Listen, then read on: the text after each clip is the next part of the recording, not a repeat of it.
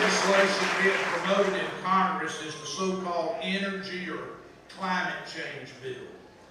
In fact, because energy is literally the lifeblood of our economy, this Waxman-Markey bill is a government take over 100% of the economy. It is terrible for our economy and will not only kill jobs but drive up costs for families. Now, don't take my word for it.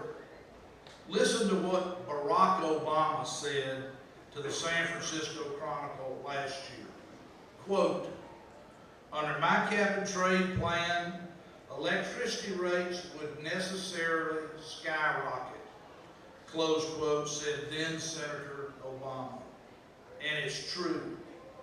An analysis of the House energy bill shows electricity costs for residential customers of southeastern United States electric utilities would go up 30 to 35%, would go up 30 to 35%, and bills for commercial and industrial customers would increase by much greater amounts.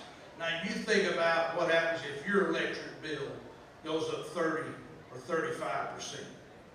Rural electric cooperatives here in our own state estimate electricity bills for their residential customers would go up 15% initially and eventually go up 50%, or about $750 a year if the Waxman-Markey bill was fully implemented.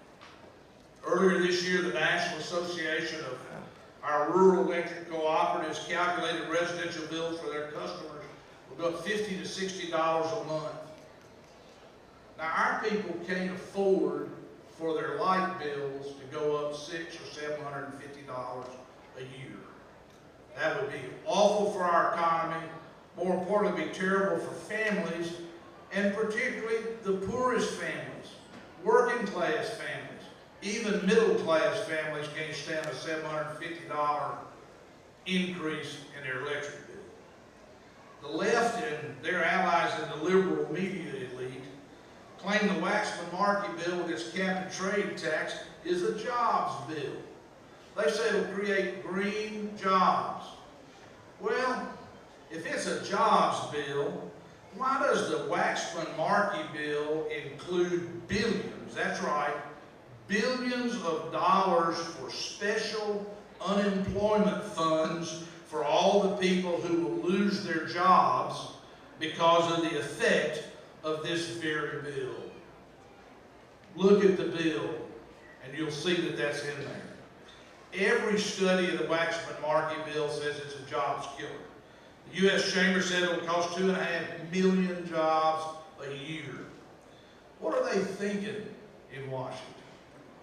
Well, thank goodness, most of our Mississippi delegation, including your senators and your congressmen, are fighting these bad ideas. But we can't give up on them. All you have to do is read the papers. We've got to continue to fight. This so-called Waxman-Markey bill will be particularly bad for states like Mississippi, where energy costs for our businesses matter. Dan D'Amico, the CEO of Nucor Steel, the largest steel maker in America, spoke at a conference on the coast recently. Nucor has a really fine plant at Flowood where the average pay is about $75,000 per employee. D'Amico said the cap and trade tax and Waxman-Markey would drive energy costs so high that American steel would become non-competitive in the world market. And steel jobs like those in other heavy manufacturing would go to China, India, Brazil, and Russia. Ironically, to make a ton of steel in China emits 5 times more greenhouse gas emissions than it takes to make a ton of steel in America.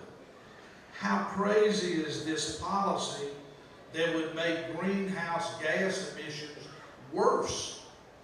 And again, don't take my word for it. Obama EPA Administrator Lisa Jackson testified at a Senate Environment Committee hearing the same day last month as I did. She's asked a very powerful question.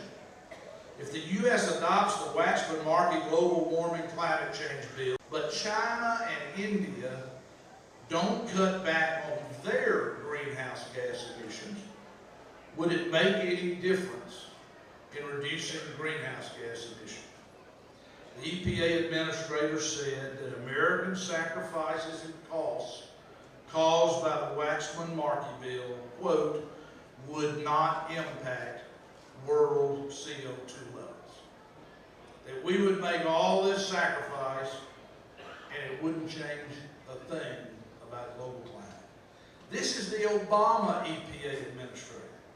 Should we de-industrialize America at a time when the economy is reeling and job creation is our biggest need and top priority? Should we destroy jobs when it will have no effect on climate change? Some favor this energy bill because of our excessive dependence on foreign oil. That might make some sense, except in EPA's report on the cap and trade tax bill, it is expressly stated the Waxman-Markey bill won't do anything to reduce our reliance on foreign oil. It would not reduce our oil imports. Indeed, the President's proposal in his budget to increase taxes on the oil and gas industry by $81 billion will drive up the cost of oil and gas, and it'll also reduce production in the United States. Seem backwards to you? It sure does to me. We need more American energy, not less. We need more affordable, available, reliable American energy. But this administration disagrees. Here's what Obama's Secretary of Energy, Stephen Chu, said last September. Quote, somehow we have to figure out how to boost the price of gasoline to the levels in Europe. Gasoline in Europe is $6 to $9 a gallon. That's not what Mississippi needs. They may think they need that in California. I saw what $4 gasoline did in Mississippi last year. And anybody that thinks we need $6 or $9 gasoline doesn't understand what they're talking about. You know, I'm at a total loss to understand why at a time when creating more good-paying jobs should be our top priority, our government is instead pursuing policies like the Waxman-Markey cap and trade tax and the Obamacare bill to create a government-run health care system. These are job destroyers. Fred Smith, the native Mississippian who's the founder and chairman of FedEx, has a great saying. Fred says the main thing is to keep the main thing the main thing. The main thing is to keep the main thing the main thing.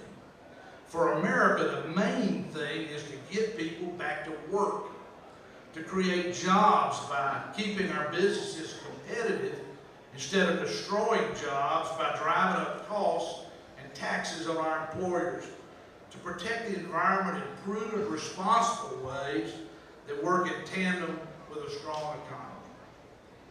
Mississippi's going to keep our eye on the ball, but I hope you'll tell Washington to stop killing our jobs with things like Waxman-Markey and Obamacare.